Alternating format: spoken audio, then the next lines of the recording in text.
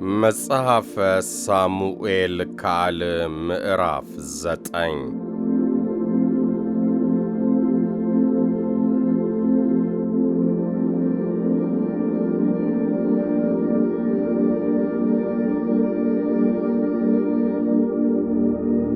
ዳዊትም ስለ ዮናታን ቸርነት አደርግለት ዘንድ ከሳኦል ቤት አንድ ሰው ቀርቶአልን አለ። ከሳኦልም ቤት ሲባ የሚባል አንድ ባሪያ ነበረ።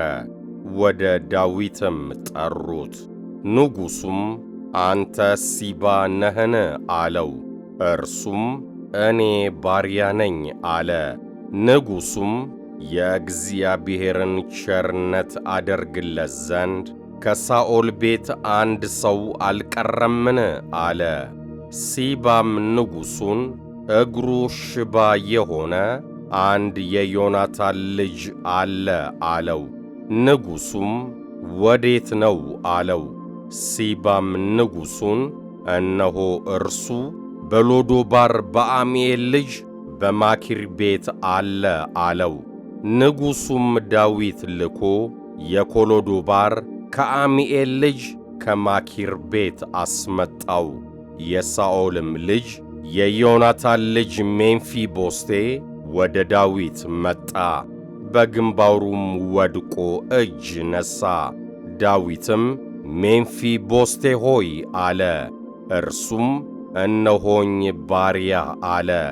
ዳዊትም ስለ አባትህ ስለ ዮናታን ቸርነት ፈጽሜ አደርግልሃለሁና አትፍራ፣ የአባትህንም የሳኦልን ምድር ሁሉ እመልስልሃለሁ።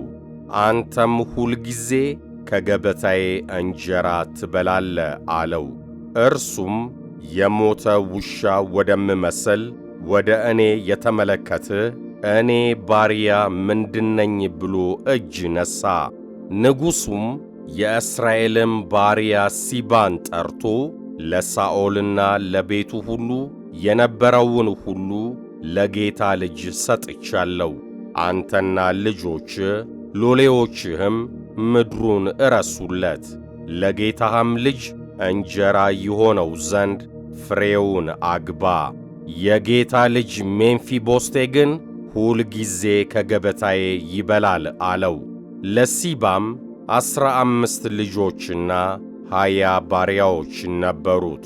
ሲባም ንጉሡን ጌታዬ ንጉሡ ባሪያውን እንዳዘዘ እንዲሁ ባሪያህ ያደርጋል አለው። ሜምፊቦስቴም ከንጉሡ ልጆች እንደ አንዱ ከዳዊት ገበታ ይበላ ነበር። ለሜምፊቦስቴም ሚካ የተባለ ታናሽ ልጅ ነበረው። በሲባም ቤት ያሉ ሁሉ ለሜምፊቦስቴ ያገለግሉ ነበር። ሜምፊቦስቴም ከንጉሥ ገበታ ሁልጊዜ እየበላ በኢየሩሳሌም ተቀምጦ ነበር። 2 እግሩም ሽባ ነበረ።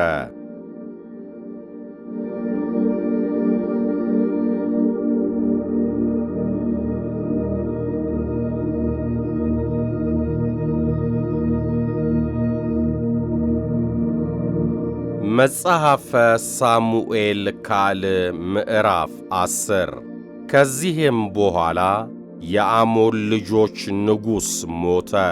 ልጁም ሐኖን በፋንታው ነገሠ። ዳዊትም አባቱ ወረታ እንዳደረገልኝ እኔ ለናዖስ ልጅ ለሐኖን ቸርነት አደርጋለሁ አለ። ዳዊትም አባቱ ስለ ሞተ ሊያጽናናው ባሪያዎቹን ላከ። የዳዊትም ባሪያዎች ወደ አሞን ልጆች አገር መጡ።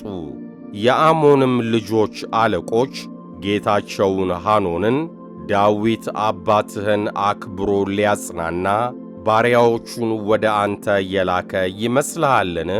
ዳዊትስ ከተማይቱን ለመመርመርና ለመሰለል ለማጥፋትም ባሪያዎቹን የላከ አይደለምን? አሉት። ሐኖንም የዳዊትም ባሪያዎች ወስዶ የጢማቸውን ገሚስ ላጨ፣ ልብሳቸውንም እስከ ወገባቸው ድረስ ከሁለት ቀዶ ሰደዳቸው። ዳዊትም ያንን በሰማ ጊዜ ሰዎቹ እጅግ አፍረው ነበሩና ተቀባዮች ላከ። ንጉሡም ጺማችሁ እስኪያድግ ድረስ በኢያሪኮ ተቀመጡ፣ ከዚያም በኋላ ተመለሱ አላቸው። የአሞን ልጆች በዳዊት ዘንድ እንደ ተጠሉ ባዩ ጊዜ የአሞን ልጆች ልከው ከሶርያውያን ከቤትሮዖብና ከሱባ 20,000 እግረኞች ከመዓካ ንጉሥም 1,000 ሰዎች ከጦብም 12,000 ሰዎች ቀጠሩ። ዳዊትም በሰማ ጊዜ ኢዮአብንና የኃያሉን ሠራዊት ሁሉ ላከ። የአሞንም ልጆች ወጥተው በበሩ መግቢያ ፊት ለፊት ተሰለፉ። የሱባና የረአብ ሶራውያን የጦብና የመዓካም ሰዎች ለብቻቸው በሰፊ ሜዳ ላይ ነበሩ። ኢዮአብም በፊትና በኋላ ሰልፍ እንደ ከበበው ባየ ጊዜ ከእስራኤል ምርጥ ምርጦቹን ሁሉ መረጠ፣ በሶርያውያንም ፊት ለሰልፍ አኖራቸው። የቀረውንም ሕዝብ በወንድሙ በአቢሳ እጅ አድርጎ በአሞን ልጆች ፊት ለሰልፍ አኖራቸው። ሶርያውያን ቢበረቱብኝ ትረዳኛለህ፣ የአሞን ልጆች ቢበረቱብህ እኔ መጥቼ እረዳሃለሁ። አይዞ፣ ስለ ሕዝባችንና ስለ አምላካችንም ከተሞች እንበርታ፣ እግዚአብሔርም ደስ ያሰኘውን ያድርግ አለ። ኢዮአብና ከእርሱ ጋር የነበረው ሕዝብ ከሶርያውያን ጋር ሊዋጉ ቀረቡ። እነርሱም ከፊቱ ሸሹ። የአሞንም ልጆች ሶርያውያን እንደ ሸሹ ባዩ ጊዜ እነርሱ ደግሞ ከአቢሳ ፊት ሸሹ፣ ወደ ከተማይቱም ገቡ። ኢዮአብም ከአሞን ልጆች ዘንድ ተመልሶ ወደ ኢየሩሳሌም መጣ። ሶርያውያንም በእስራኤል ፊት እንደ ተሸነፉ ባዩ ጊዜ በአንድነት ተሰበሰቡ። አድርአዛርም ልኮ በወንዝ ማዶ የነበሩትን ሶርያውያንን አመጣ። ወደ ኤላምም መጡ። የአድርአዛርም ሰራዊት አለቃ ሶባክ በፊታቸው ነበረ። ዳዊትም በሰማ ጊዜ እስራኤልን ሁሉ ሰበሰበ። ዮርዳኖስንም ተሻግሮ ወደ ኤላም መጣ። ሶርያውያንም በዳዊት ፊት ተሰልፈው ከእርሱ ጋር ተዋጉ። ሶርያውያንም ከእስራኤል ፊት ሸሹ።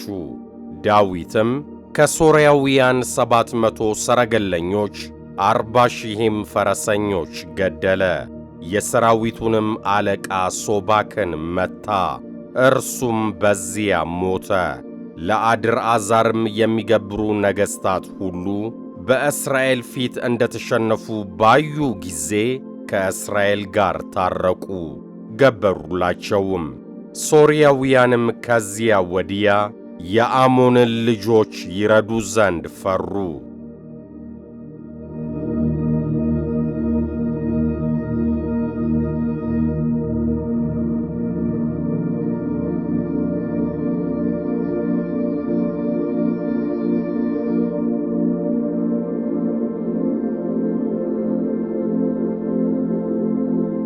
መጽሐፈ ሳሙኤል ካል ምዕራፍ 11 እንዲህም ሆነ በዓመቱ መለወጫ ነገሥታት ወደ ሰልፍ በሚወጡበት ጊዜ ዳዊት ኢዮአብን ከእርሱም ጋር ባሪያዎቹን እስራኤልንም ሁሉ ሰደደ።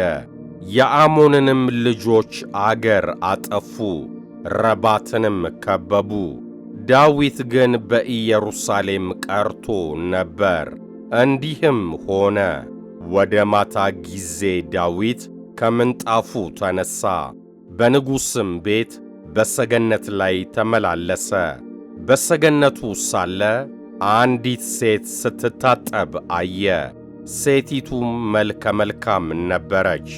ዳዊትም ልኮ ስለ ሴቲቱ ጠየቀ። አንድ ሰውም ይህች የኤልያብ ልጅ የኬጢያዊው የኦርዮ ሚስት ቤርሳቤ አይደለችምን? አለ። ዳዊትም መልእክተኞች ልኮ አስመጣት፣ ወደ እርሱም ገባች። ከርኩሰቷም ነስታ ነበርና ከእርሷ ጋር ተኛ። ወደ ቤቷም ተመለሰች።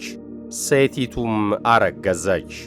ወደ ዳዊትም አርግዣለሁ ብላ ላከችበት። ዳዊትም ወደ ኢዮአብ ኬጢያዊውን ኦርዮን ስደድልኝ ብሎ ላከ። ኢዮአብም ኦርዮን ወደ ዳዊት ሰደደው። ኦርዮም ወደ እርሱ በመጣ ጊዜ ዳዊት የኢዮአብንና የሕዝቡን ደህንነት ሰልፉም እንዴት እንደሆነ ጠየቀው። ዳዊትም ኦርዮን ወደ ቤትህ ሂድ፣ እግርህንም ታጠብ አለው። ኦርዮም ከንጉሡ ቤት ሲወጣ ማለፊያ የንጉሥ መብል ተከትሎት ሄደ። ኦርዮ ግን ከጌታው ባሪያዎች ሁሉ ጋር በንጉሥ ቤት ደጅ ተኛ፣ ወደ ቤቱም አልወረደም። ኦርዮ ወደ ቤቱ አልሄደም ብለው ለዳዊት ነገሩት። ዳዊትም ኦርዮን አንተ ከመንገድ የመጣ አይደለምን? ስለምን ወደ ቤት አልወረድህም አለው። ኦርዮም ዳዊትን ታቦቱና እስራኤል ይሁዳም በጎጆ ተቀምጠዋል፣ ጌታዬ ኢዮአብና የጌታዬም ባሪያዎች በሰፊ ሜዳ ሰፍረዋል። እኔ ልበላና ልጠጣ ወይስ ከሚስቴ ጋር ልተኛ ወደ ቤቴ እሄዳለሁን? በሕይወትህና በሕያው ነፍስ እምላለሁ ይህን ነገር አላደርገውም አለው። ዳዊትም ኦርዮን ዛሬ ደግሞ በዚህ ተቀመጥ፣ ነገም አሰናብትሃለሁ አለው። ኦርዮም በዚያ ቀንና በነጋው በኢየሩሳሌም ተቀመጠ። ዳዊትም ጠራው፣ በፊቱም በላና ጠጣ፣ አሰከረውም። ነገር ግን በመሸ ጊዜ ወጥቶ ከጌታው ባሪያዎች ጋር በምንጣፉ ላይ ተኛ፣ ወደ ቤቱም አልወረደም። በነጋውም ጊዜ ዳዊት ለኢዮአብ ደብዳቤ ጻፈ፣ በኦርዮም እጅ ላከው። በደብዳቤውም ኦርዮን ጽኑ ሰልፍ ባለበት በፊተኛው ስፍራ አቁሙት፣ ተመቶም ይሞት ዘንድ ከኋላው ሽሹ ብሎ ጻፈ። ኢዮአብም ከተማይቱን በከበበ ጊዜ ጀግኖች እንዳሉበት በሚያውቀው ስፍራ ኦርዮን አቆመው። የከተማይቱም ሰዎች መጥተው ከኢዮአብ ጋር ተዋጉ። ከዳዊትም ባሪያዎች ከሕዝቡ አንዳንዱ ወደቁ፣ ኬጢያዊው ኦርዮም ደግሞ ሞተ። ኢዮአብም ልኮ በሰልፍ የሆነውን ሁሉ ለዳዊት ነገረው።